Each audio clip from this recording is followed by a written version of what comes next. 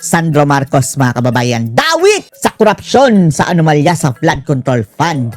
Yan talaga ang sinabi ngayon ni Senator Amy Marcos, mga kababayan. Dahil kung dati-rati, mga kababayan, di ba ang kanyang sinasabi, ang main actors lang, mga kababayan, ng dyan sa kurakutan sa flood control ay ang kanyang mga kamag-anak na sina Tambaluslos, mga kababayan, at maging si BBM. Ngayon, mga kababayan, hayagan na talagang sinabi ni Amy Marcos, nakabilang si Sandro Marcos sa kurakutan sa flood control fund at sandamakmak na daw, mga kababayan, ang ebidensya dyan. Panoorin niyo po, ha? Gusto nila tigilan na ang flood control investigations. Gagawin nila ang lahat, mga kababayan, para mapalitan si Senator Alan Peter Cayetano bilang Senate President. Gagawin nila ang lahat. Kasi mabigat na yung ebidensya, limpak-limpak na yung dokumento, ang dami nagpipresenta, at kahit kamag-anak ko, klaro naman na may ebidensya na kay Kahit mga kamag-anak niya. Martin Romualdez, Alam na natin si Martin Romualdez. kay Sandro. Ayan! Mabuti naman, mga kababayan, at binanggit ni Amy pati si Sandro Marcos dahil mukhang nakakalimutan, mga kababayan, ng marami itong si Sandro Marcos kung ano ang role niya dyan sa Congress. Ang sabi, mga kababayan, eto ang de facto impacto de facto House Speaker dahil yan daw ang nagkukumpas, mga kababayan, ngayon sa Kongreso.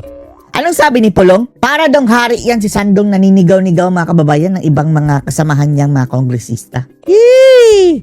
O ayun, maliwanag pa sa sikat ng araw, sinabi ni Amy, kasali ka, Sandro. Marcos, andyan Romualdez, andyan kay Sandro Marcos, andyan rin kay Presidente Bongbong. Marcos. Ko to, pero wala tayong magagawa. Andyan Kapatid, pinsan, pamangkin. Not to mention, mga kababayan, yung palaka na sa limpusa lang, mga kababayan. na yung ebidensya. It turns out that Bato was only the beginning of the entire story. Yung pala, Umpisa pa lang more si Bato. importantly, they really wanted to change and get back the leadership of the Senate because there was so much at stake. Nakapusta na pala doon yung CONAS. Kasi, ang CONAS, problema my nila, ass. matatalo sa impeachment sa Senado, mananalo pa si VP Sara sa 2028, iditepok na sila. Tepok. Talaga. At ang kawawa dyan, mga kababayan, hindi naman kawawa, pero deserving na deserving talaga. Ayan si Sandro Marcos, dapat habang buhay na pagkakulong, habang buhay na pagkakabilanggo, mga kababayan. Dahil yan sina Lisa, sina Tambaluslos, malapit na yung mga kababayan Di ba? Yan na ang kanilang mga, malapit na yung mga kababayang mamatay. Kung pagbabasihan mo, mga kababayan, ang lifespan ng tao. So kung makukulong man sila, mga kababayan, ilang taon na lang. Pero itong si Sandro, hindi pa ito nangangalahati sa kanyang buhay, mga kababayan. At mabubulok yan sa bilangguan habang buhay. Kaya ngayon, ginagawa nila ang lahat, mga kababayan, para hindi manalo si VP Inday. Kaya, ang pag pinag-uusapan, At ayaw na rin lang bumaba. ikasa na ang CONAS. Palitan Grabe, ng konstitusyon, dagdagan ng 3 taon ang mga kasalukuyang kongresista, Diyos ko, and Lord. extend the term even of the president until 2031. Tapos mag 2031, mga kababayan, maghahanap na naman yan ng ng palusot na para hindi ma-end ang term. Like, extend na naman. Ang kapal ng pagmumukha, no? Kung sino pa yung pinaka-inutil magserbisyo, mga kababayan, pinaka-pangit na pamamalakad, di ba? Pag upo ni BBM, grabing korupsyon, bagsak ang ekonomiya, bagsak ang halaga ng piso, bumalik ang kriminalidad. Kung sino pa yung pinakapangit na malakad, mga kababayan, siya pa ang may ganang mag-extend ng term, kapal ng face. And no elections except perhaps for local positions.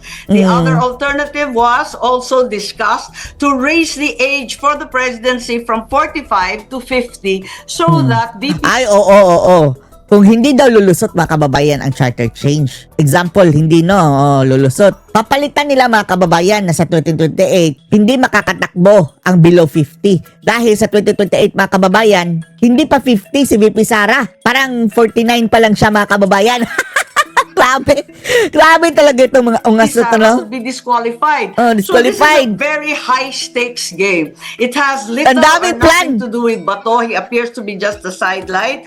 And Umpisa pa pala si Bato. Ang dami pa pala nilang mga kababuyang gagawin, mga ang kababayan. Pilipino sa term extension, ayaw natin lang Noel. Bakit natin pipilitin na naman to? This has lost time and time again. All right, but Senator, these are very serious accusations, even against the president. I just want to ask you, who is your source? Where did you get this information? Kailangan pa ba na mga kababayan? Hindi naman sinisekreto nila yan mga kababayan. That is open secret na among them. At sa dami-dami nila mga kababayan, talagang hindi yan maitatago. Aside na lang kung magbulag-bulagan mga kababayan itong media. Information regarding the CONAS plan. Kasi napakadetalyado po ng sinabi ninyo. Baka maakusan kayo ng Malacanang na chismis to. Palagi lang naman nila nang sinasabi mga kababayan na fake news. Pero kung mali yung sinasabi ni Amy, kasuhan nyo si Amy. Kasuhan ninyo. Nag-iimbento kayo ng kwento. Who is your source Yan na nga on ang this, sabi na Senator? Asidre, di ba?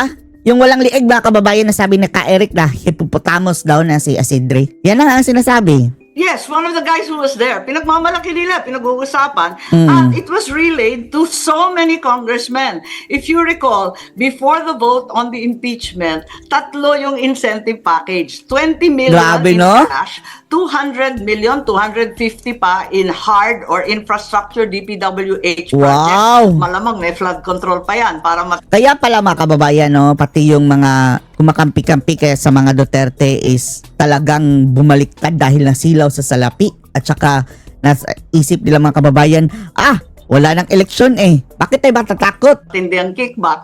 Ikatlo, don't worry about the churches, don't worry about Visayas Don't worry about the churches, lalong-lalo yung Katoliko, CBCP, dahil alam na natin eh.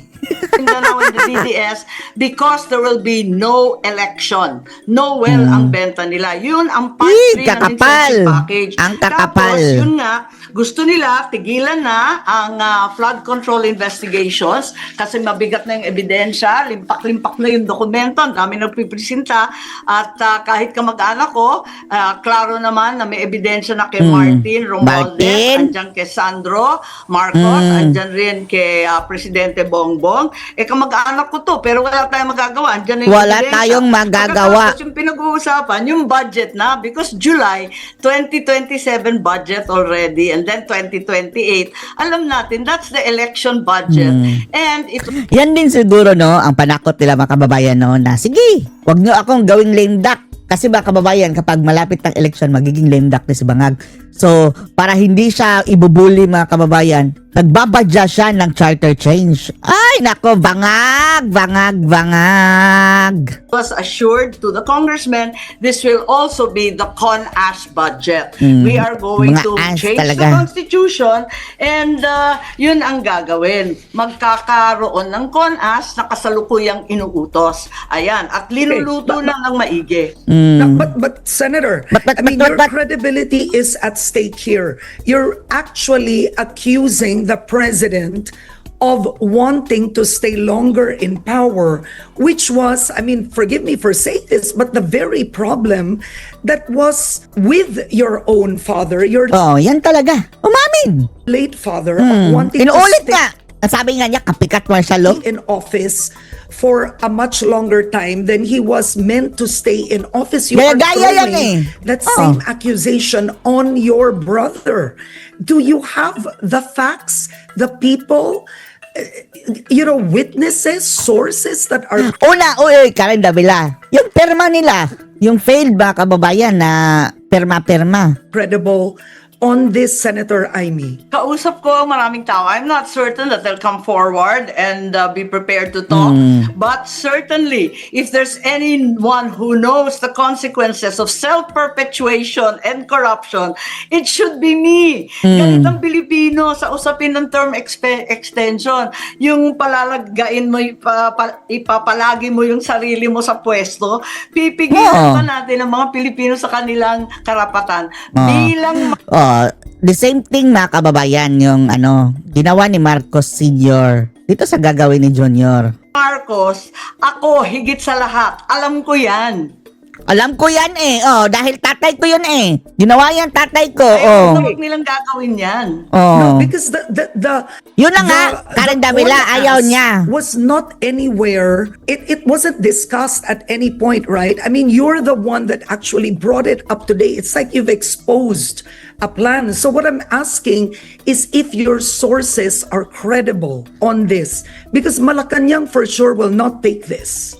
As you've said it this morning, you're accusing the president of wanting to have no elections to extend his stay in power. Yes, they attended. I know that there were meetings held in Soler Hotel. There was a meeting also. Oh, may These are meeting sa Soler. secret meetings, by the way, kasi they were planning for the impeachment. Understandably, no? Pero kung uulitin ni Bongbong yan, alam na niya magiging kahihinatan nito. Oh, kagaya ng kanyang tatay, mga kababayan. Walang kadala-dala, no? Itong mga bangag talaga, mga kababayan. Bakit niya uulitin? Kung Alam uulitin namin, mo, hindi bangag. na Wala na kasi eh. Nasilaw na sa kapangyarihan, mga kababayan. nakakaalam niyan. Kami ang nakakaalam. Pag uulitin to, self-perpetuation, pagkatapos titigil yung corruption issues, pwede ba naman yan? Hindi pwede yan. Now, Senator, does the House Speaker, is House Speaker Boji D on this? The alleged Ay, si Bojidi, mga kababayan, ano yan? Para lang yung stamping pad. Walang ano yan. Para yung sunod-sunuran lang, mga kababayan. term extension, I everything was you've told, mentioned. I haven't spoken to Bodji, but I was told that he was part of the conversation. Yes, I was told that clearly he was part of the meeting as well as the consequent explanations given to the congressmen who were assured not to worry about all the churches that were very angry as Sigurado ang magagalit nito, mga kababayan, iglesia. well as not to worry, especially for the Yung katoliko, mga kababayan, eh, ako, katoliko ako ha. Wala na tayong maaasahan. Bumangag na ang mga leaders ha. Hindi ang mga miyembro ha, kundi ang mga leaders. Karamihan, mga kababayan, ng simbahang katoliko. Nakakadismaya. 'Di ba? Sila pa nga nanguna, mga kababayan, sa pagpapa-impeach kay VP Sara.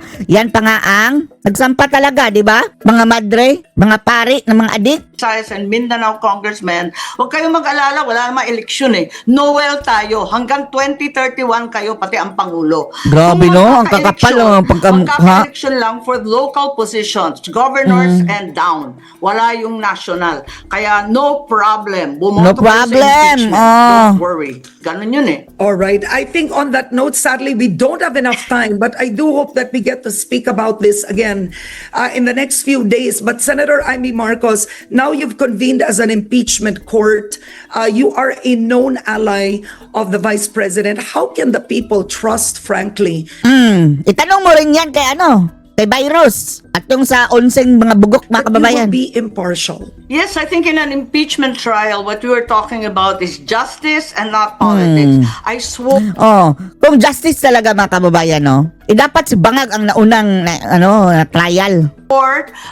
to abide by the Constitution. I was voted in by the Filipino people, and to them, I am loyal. Walang kaibigan, walang partido, walang politika. Sana, ganun din ang iniisip ng nasa minorya ngayon. We all know that time and time again, Senator Ontiveros has spoken about the impeachment. We also know na katunggali ni VP Sara, si dating Senate President Soto, at pati na rin Si Matsing. Oh, Matsing, Pangilinan. Senator Pangilinan. Sana lahat kami, ang isipan namin, Constitution first and the people first. Para sa akin, yun ang maliwanag. All right. On that note, I want to thank you for joining me today, and I do hope you fix your Wi-Fi. That's one thing. I hope you fix that. Wi-Fi. Thank you very much. Marami Alright. yatang bumabara ng wifi namin. Ginurgor eh. Bye! Kagaya nung mga kababayan, nung Range Coalition na grabing lag, no? Na TRO. Pakipaliwanag sa amin ano ang talagang in layman's term ng ibig sabihin ng tong TRO na to. Ibig po bang sabihin na to talo na ang kampo ni Bato? Hindi po. Linawin natin yan ha. Ang TRO is a provisional remedy. There is a final remedy that we are praying. There is likewise a provisional remedy. So ito, Tiniknikal kayo eh. Mukhang na technical talaga yun mga kababayan. At nilinaw ng Korte Suprema ha, na ang ilalabas nila ngayon mga kababayan ngayong araw is yun lang para sa TRO mga kababayan na denial. Hindi pala yung buong kaso. So mag-aantay pa tayo ng napakatagal. Optional lamang Scholar. habang dinidiscuss pa yung merits ng kaso. Gusto lang namin na para hindi po ma-disturb yung factual situation while the case is being deliberated by the Supreme Court, mag-issue sana ng TRO. Pero may mga elemento kasi yan siya, Sir Banat. Meron Banat! clear and unmistakable right, material invasion of such right, and then there is grave and irreparable injury that will be set the plaintiff if the writ or if the TRO will not be granted, and that there is clear and absolute necessity, To clear and prevent. urgent necessity To prevent the damage, yeah. the damage. So, yun ang 4 elements. Sa aming palagay, baka I can only speculate kasi on Monday pa makita namin yung decision. So Order. siguro, yung order rather, siguro may elemento lang siguro kami na hindi na comply. And Oh, yan. Na technical yan mga kababayan. Yan na lang ang ginagamit nila, technicalities. would not want to speculate until and after makita namin yung order mismo, which will be issued on Monday. So wala pa yung order. So ano yung lumabas? Hindi pa yung ano pa lang, Press primer. briefer. Press Pero briefer. yung normal, yung press briefer, alam ko Ganyan na ngayon ang ginagawa ng Korte Suprema. So that the part Sana sinilabas, ang dali lang namang ilabas ng mga dokumentong yan. Pinapatagal pa mga kababayan. and then later on the written order or Malalaman din natin yan mga kababayan. decision will be issued by the Supreme Court. At malalaman natin kung ano talaga itong Korte Suprema, kung bumangag na ba o hindi mga kababayan. Ganyan na po. Pero ibig po bang sabihin nun, parang hindi nakita ng korte yung urgency na kaya tinanggihan yung TRO? Hindi pa natin masabi eh. Pwede lang, pwede. Pwede. Pero hindi nga namin pa nakikita yung order. So hindi natin alam kung ano yung grounds on the use for the denial of the grant of the TRO. But I would like to emphasize clearly that this is not decision on the merits. Hindi pa kami talo. Meron pa pong Hindi decision on the merits. decision yung Korte Suprema. Meron pa rin kaming karapatan na mag-file ng motion for reconsideration. Kumbaga sa basketball, parang na-traveling ka lang. Parang Pero hindi ganon. pa tapos yung laban. Hindi pa tapos ang laban. Kasi kung 9-6, Pero gumagawa ng mga kababayan, ang lahat ng mga kabangagan gumagawa ng paraan para ma-technical nila ang kalaban. maski dalawa lang ang ma-convince sa aming argumento, magiging 8-7. O baka manalo na naman kami. Yan yung- It's a possibility, and I hope and pray to Allah subhanahu wa ta'ala that such will happen. So yan yung i-reco nyo, di ba? Yes po. Pero meron ding mainit na issue na lumalabas ngayon na bakit hindi na lang daw habeas corpus ang inyong sinampa Hindi pa kasi na-aresto eh. Kay Tatay Digong yung habeas. instead of the TRO. Well, simple.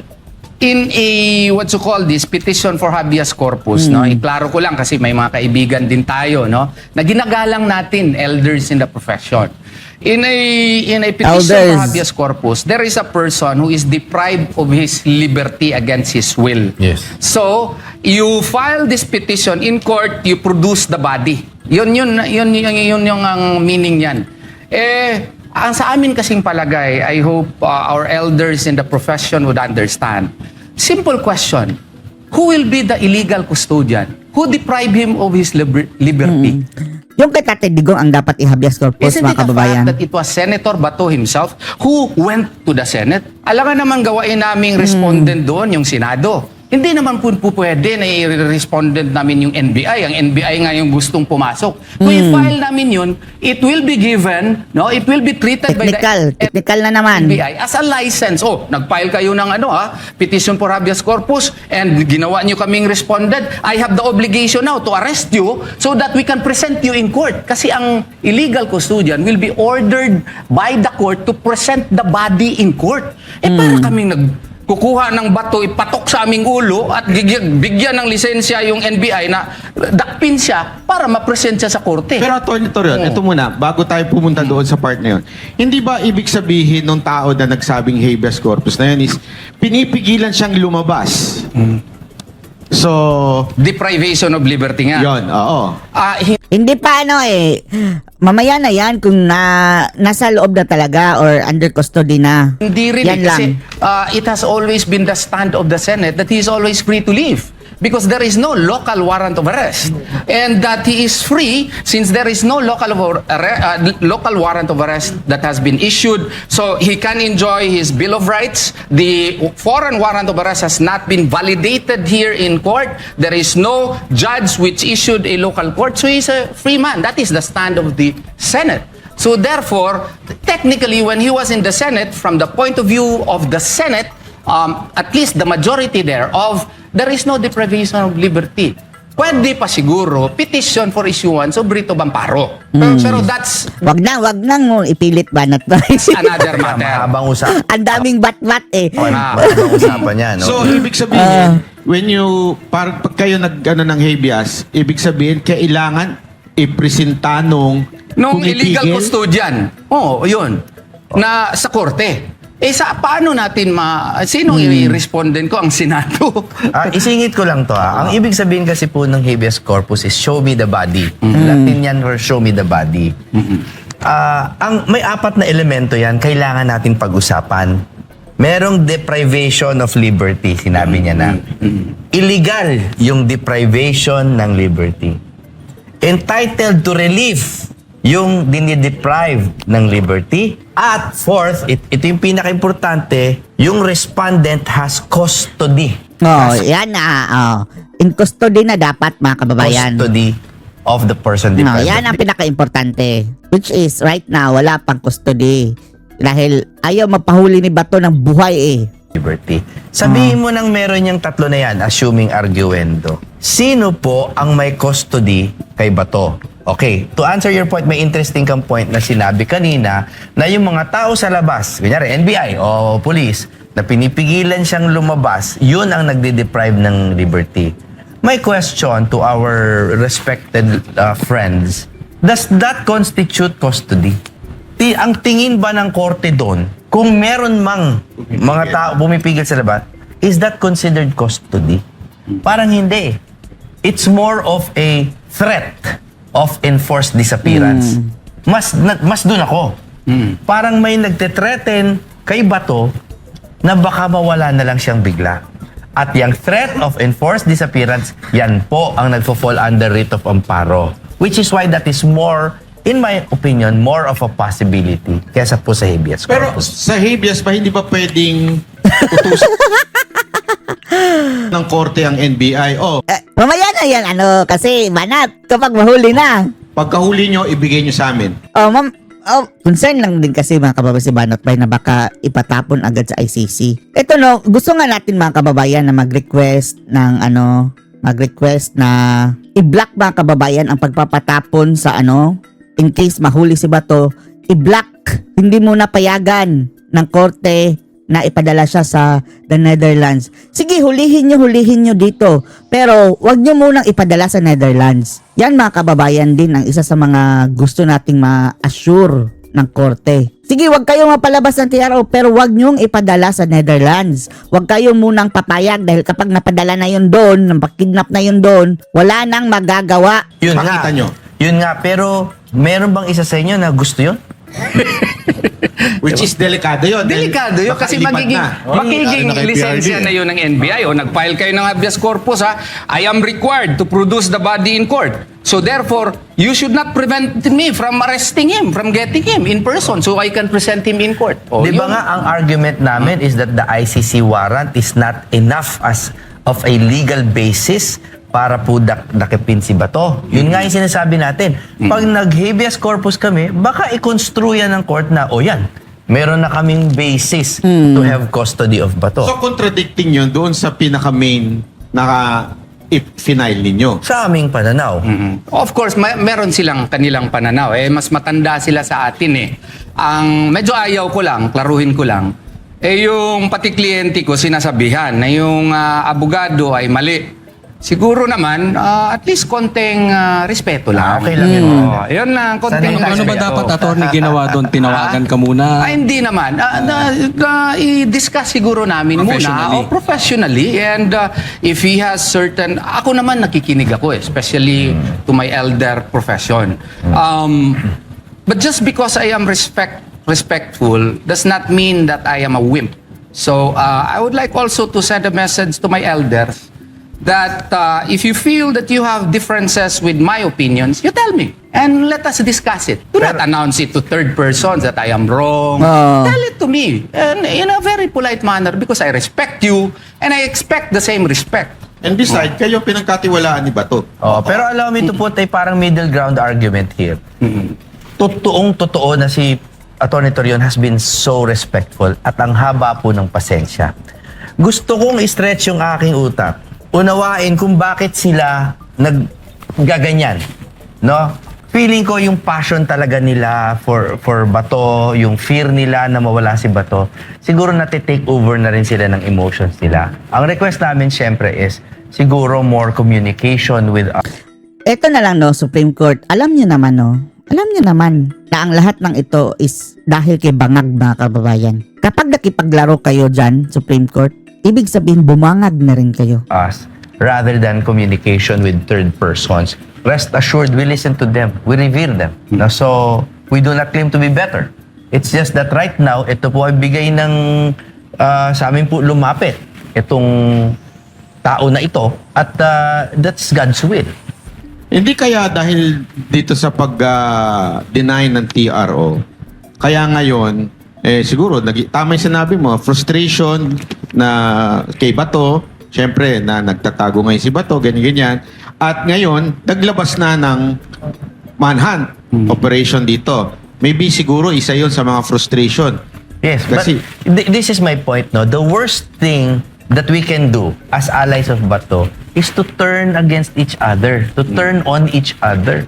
Kasi nga po, iisa po yung purpose nating lahat, bukas naman ang linya natin sa isa't isa, at alam naman natin na ang lahat po ng makinarya ng gobyerno, I will bravely say this, alam naman natin lahat ng makinarya ng gobyerno, armamento ay nakatutok sa mga Duterte. Posible pang magamit siya ng kabilang kampo di ba? Correct. So, divide and rule, divide and conquer should not work on us. So, I think communication in any kind of relationship from personal to professional should be valued. Ito lang how I respect my elders. No, right after we received the comment of the Solicitor General, in our humble law firm, kasi we have a system. I have adopted that system a long time ago. If we handle cases, I give it to my most trusted lawyer, Attorney Resi Rizada, and we have a system already. I give out the what is my view on the matter, how it should be presented, okay, and then I give an outline, and then I communicate it to my assistant dean, my resident manager in the office, and then meron akong mga lawyers na let's say dito 8. So yung mga sub-arguments, iba-ibang lawyers yan but there is a need to harmonize everything. And then that's where Resi would come in, Jimmy would come in, and finally, me. Okay? So, if there are comments, right after that, 3 o'clock in the morning, meron na kaming comment. Bakit ganun kabilis? Kasi meron kaming sistema. Pero instead of submitting it right away, I sent it to our elder lawyers. Give us your comments. Ang sabi ng isang elder lawyer, ang haba naman, 156 pages. Grabe. Boss, basahin mo muna para makita namin yung specific na mga comments ninyo. So we can also see na kung saan kami nagkamali. We need your comments. Ay, hindi.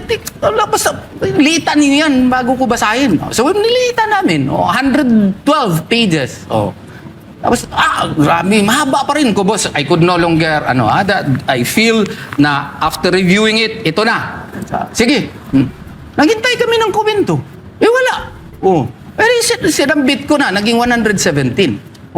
And that, not only one elder lawyer, other elder lawyers also, I give out my, because I need their comments. I do not claim to be ultra highly intelligent.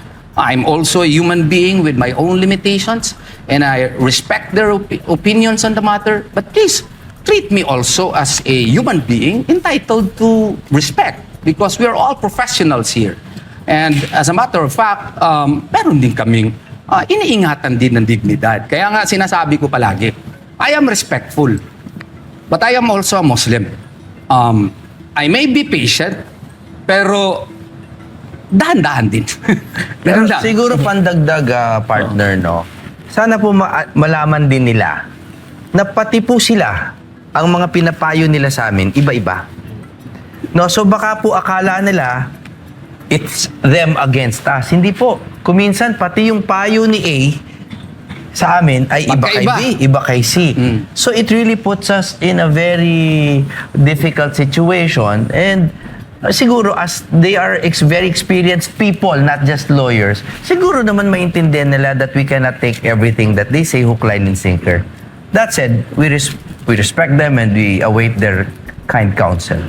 Let's move on to that, yung issue ng pinastop yung TRO at now, ito na yung manhunt. Do you think Labeled as fugitive na eh. labeled as fugitive?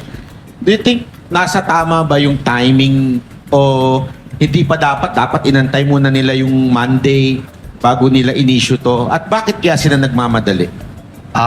Actually, blessing in disguise yan, boss. And bakit blessing in disguise yan? It shows now and it proves the government's double-speak policy, which is akin to perfidy in international law. No? What is perfidy? Well, the concept of perfidy presents only in a war situation. Kunyari, kalaban ka. Pero I am applying it by analogy. Kunyari, sa kalaban, giyera kayo, naggaganyan ka ng white flag, gusto mo makipag-usap. Yan ang mga peace talk mo. Ayan din ang ginagawa nila noon. We have no intention to arrest him. We will only arrest him if he will go out of the country. So, they made the people believe that such really is the policy. Right? But what they are doing actually, ang NBI nandun na, morning pa lang nandun na, okay? Iba yung sinasabi, iba yung gustong gawain. What is that? Double speak policy. Now, naglabas lang ng TRO, wala pang ang order, lumabas na ang totoong kilay nila. Hindi kulay, kilay. Kasi yung kilay nila pala talaga, ito na.